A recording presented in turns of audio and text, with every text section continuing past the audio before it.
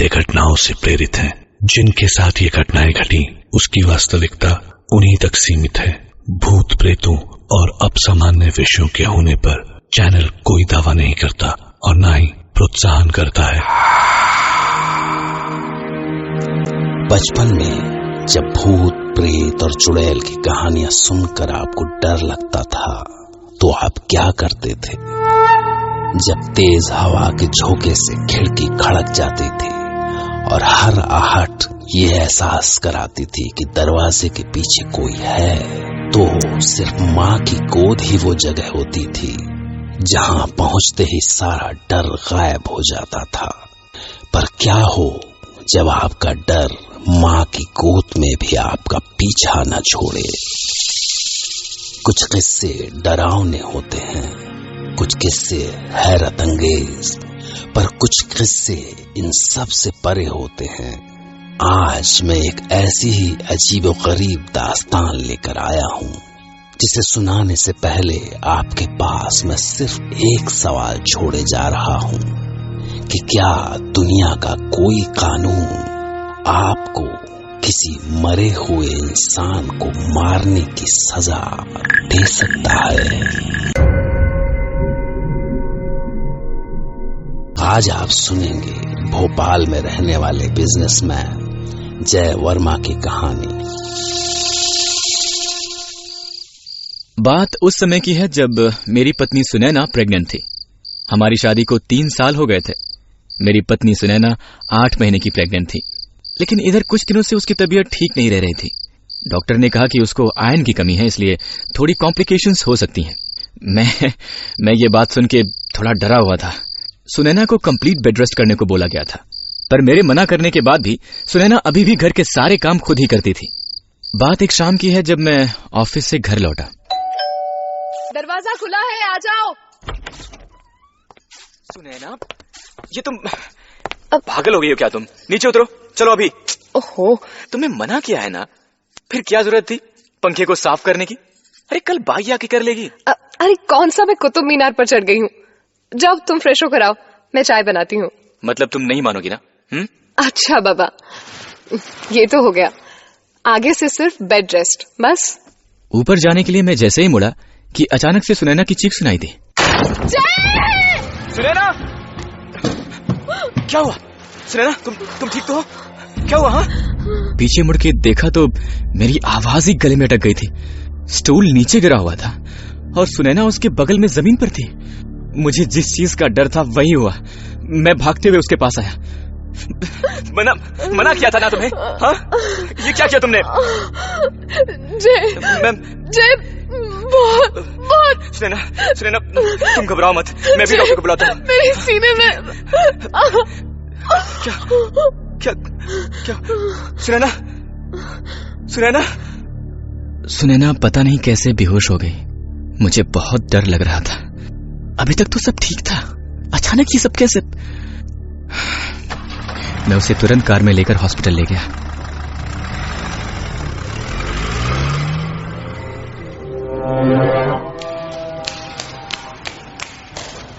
Doctor please देखिए ना, इसे क्या हो गया? Please doctor. आप बाहर वेट करिए, इन्हें हार्ट अटैक आया है। लेकिन प्लीज डॉक्टर, इसे प्लीज। सुनैना का शरीर ठंडा पड़ रहा था। मुझे कुछ समझ में नहीं आ रहा था। डॉक्टर ने मुझे अंदर आने से मना कर दिया था। वो उसे तुरंत आईसीयू में ले गए। मुझसे 1 मिनट भी वेट नहीं हो रहा था। कुछ 20 मिनट बाद डॉक्टर बाहर आए। आई एम सॉरी मिस्टर जय, आपकी वाइफ को मेजर हार्ट अटैक आया था और वो अभी कोमा में है। आपके बच्चे की जान को भी खतरा है। क्या? अगर बच्चे को बचाना चाहते हैं तो हमें तुरंत ऑपरेशन करना पड़ेगा। ये क्या कह रहे हैं आप? ऐसा कैसे हो सकता है? अभी तो बिल्कुल ठीक थी डॉक्टर। देखिए मिस्टर जय, हमारे पास वक्त बहुत कम है। अगर इमीडिएटली ऑपरेशन नहीं हुआ तो हम शायद बच्चे को भी बचाना पाए। नहीं डॉक्टर, प्लीज ऐसा मत बोलिए। कुछ भी कीजिए पर मेरे बच्चे को कुछ नहीं होना चाहिए। प्लीज डॉक्टर, प्लीज, मैं आपके आगे हाथ। नर्स, ऑपरेशन की तैयारी करो। दिमाग काम नहीं कर रहा था। 1 मिनट 1 घंटे के बराबर लग रहा था। मैं डॉक्टर के साथ अंदर ऑपरेशन रूम में गया।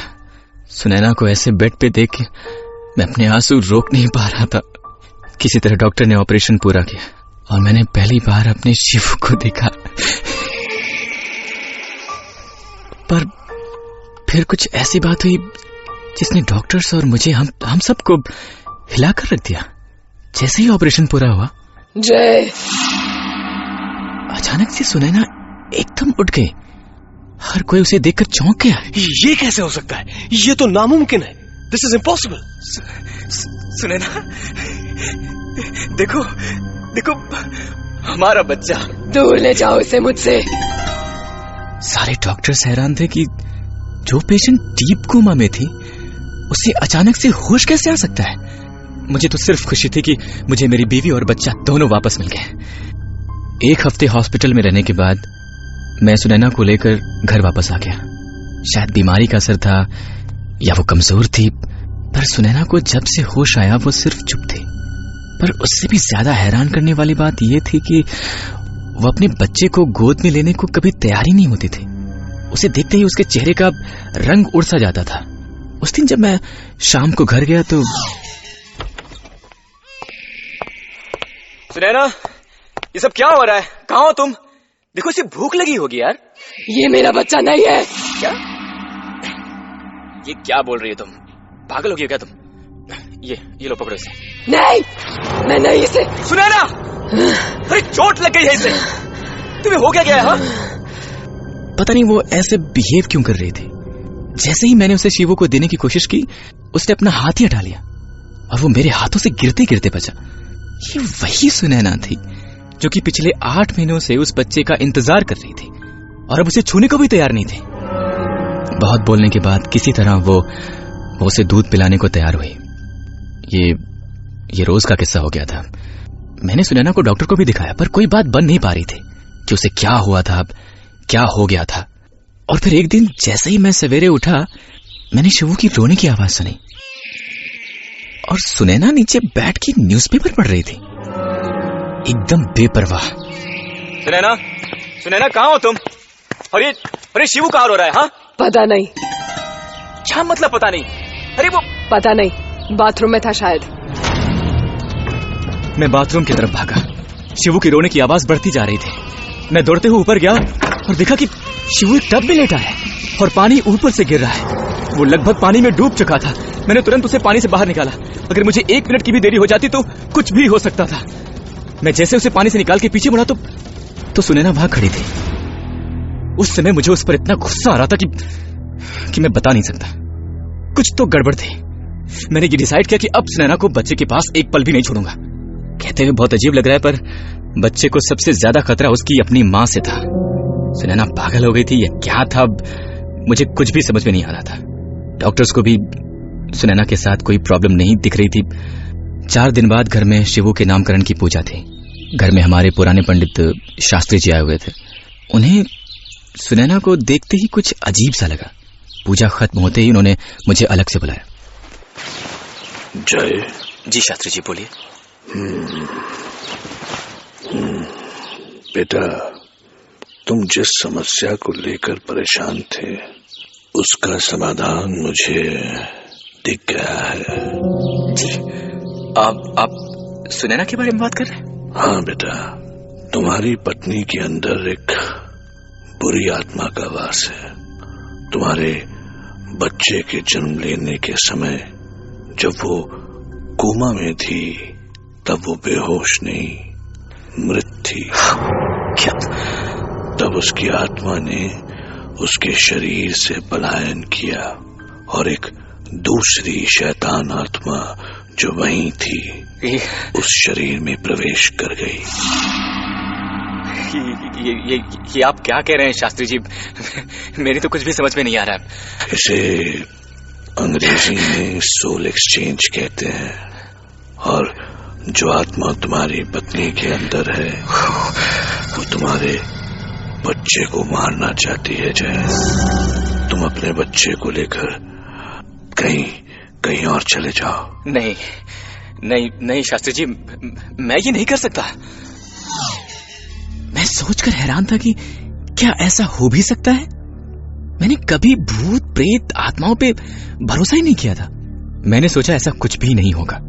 शायद कोमा में जाने से सुनैना की दिमागी हालत ठीक नहीं है, कुछ दिनों में बेहतर हो जाएगी। ये सोचकर मैंने ये बात सुनैना या फिर किसी और को भी नहीं बताई। मैंने सोचा सुनैना की तबीयत ठीक होने तक अगले कुछ दिनों मैं घर पर ही रहता हूं। अगले दिन रात को मैं शिवू को सुलाने की कोशिश कर रहा था और वो रोए जा रहा था। तब सुनैना आई। लाओ मुझे दो, मैं सुला देती हूँ इसे। नहीं, मैं सुला दूंगा, ठीक है। लाओ लाओ, दो ना, कब से रोए जा रहा है। मैंने कहा ना मुझे दो, मैं सुला देती हूँ इसे। पर दो। सच तो यह है कि मुझे डर लग रहा था, पर फिर भी मैंने शिवू को सुनैना को दे दिया। उन दोनों को ऊपर जाते देख के कुछ खटक रहा था, पर न जाने कैसे सुनैना की गोद में जाते हुए शिवू ने रोना बंद कर दिया। एक सेकंड के लिए तो मुझे लगा जैसे सब फिर से ठीक हो गया, पर कहीं ना कहीं पंडित जी की बात मन को डरा जाती थी। मैं कुछ देर रुका, फिर पता नहीं क्यों मुझसे रहा नहीं गया और मैं ऊपर जाने लगा। और जैसे ही मैंने ऊपर वाले कमरे का दरवाजा खोला तो देखता हूं कि सुनैना शिवू के ऊपर एक पिलो रखकर उसे मारने की कोशिश कर रही है। सुनैना, सुनैना, छोड़ो इसे, छोड़ो, क्या कर रहे हो तुम? शायद पंडित जी की बात सच थी। मैं तुरंत सुनैना के पास गया और उसका हाथ पिलो से हटाया। उसने तुरंत मेरा हाथ झटक दिया। उसकी आंखें लाल थी और न जाने कहां से एक अजीब सी ताकत आ गई थी उसमें। हट जाओ तुम, हट जाओ। क्या कर रही हो तुम? अरे मर जाएगा वो। सुनैना, मारना चाहती हूँ इसे, मरना पड़ेगा। सुनैना, वो हमारा बच्चा है, पागल। नहीं, वो मेरा बच्चा नहीं है। छोड़ो, नहीं है वो। सुनैना, छोड़ो उसे, छोड़ो। नहीं सुनैना, नहीं, मुझे अभी छोड़ो। सुनैना, सुनैना। मैंने किसी तरह सुनैना से शिवू को लेके उसे उसके पालने में लिटा दिया, पर सुनैना के ऊपर न जाने कौन सा भूत सवार था। वो मुझे मारने के लिए आ गई। उसने दोनों हाथों से मेरा गला दबाने की कोशिश की।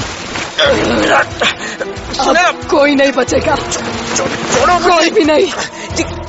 क्या कर रही हो? छोड़ो सुनैना, कोई नहीं बचेगा तुम में से। सुनैना, छोड़ो, छोड़ो सुनैना। वो पूरी ताकत से मेरा गला दबा रही थी। मैं चाह के भी उसका कुछ नहीं कर पा रहा था कि तभी मुझे मेरे बगल में रखा एक फूलदान दिखा दिया और मैंने उसे उठाया और अपनी पूरी ताकत से सुनैना के सर पर तीर मारा। पर फिर भी उसने मेरा गला नहीं छोड़ा। थोड़ी देर में ही सब कुछ धुंधला सा हो गया। उस धुंधलाहट में मुझे सुनैना गिरती हुई नजर आ रही थी। अचानक से मुझे लगा जैसे किसी ने मुझे तेजी से धक्का मारा हो और फिर मैं बेहोश हो गया। जब थोड़ी देर बाद जागा तो घर पे पुलिस आ चुकी थी। शायद शोर की आवाज सुनकर पड़ोसियों ने बुलाया होगा। मेरी एक नजर शिवू की तरफ गई। वो एक औरत की गोद में लिपटा हुआ था। पता नहीं क्यों अंदर से एक अजीब सी बात हुई कि बस मैं उसे उठाऊं और खिड़की से बाहर फेंक दूं, क्योंकि वही इन सारी परेशानियों की जड़ था। कुछ समझ में नहीं आ रहा था। मैं उठने की कोशिश कर रहा था, पर जाने क्यों मैं उठ ही नहीं पा रहा था। क्या कहेंगे यार, जब एक माँ ही अपने बच्चे की जान की दुश्मन बन जाए। पर इसके बाद जो मैं आपको बताने जा रहा हूं उसे गौर से सुनिएगा। जय आज भी जेल में है और ये कहानी जय ने मुझे जेल से ही रिकॉर्ड करके भेजी है। पर इस कहानी का सबसे खतरनाक पहलू आप अब सुनिए। मैं अपनी बीवी के खून के इल्जाम में जेल में हूँ। मुझे उम्र कैद की सजा सुनाई गई है। शिबू अपने दादा दादी के पास है, लेकिन मैं उससे नहीं मिल सकता। मैंने उसे फिर कभी नहीं देखा, क्योंकि उस रात के बाद मेरे अंदर जो बदलाव आया वो मैं बयान नहीं कर सकता। पहले मुझे ये सब वहम लगता था, पर शायद ये वहम नहीं था। मेरे अंदर से एक आवाज आती थी कि मुझे शिबू का खून करना है, उसे हमेशा हमेशा के लिए खत्म कर देना है। वो मेरा सबसे बड़ा दुश्मन है। सुनैना के अंदर जो आत्मा थी वो अब मेरे अंदर है और वो चाहती है कि मैं शिबू का खून कर दूं। और शायद वही होगा। मैं सिर्फ जेल में अपने दिन गिन रहा हूं। जय की पत्नी की मौत वाकई वैसे ही हुई जैसा उन्होंने कहा। ये पुलिस के रिकॉर्ड्स में दर्ज है, पर मैं यही उम्मीद करता हूं कि जय ने जो कुछ करने की ठानी है वो कभी सच न हो। मैं इस कहानी के तथ्यों की पुष्टि नहीं करता, क्योंकि ये जो कुछ आपने सुना वो जय की आप बीती थी, उसी की जुबानी।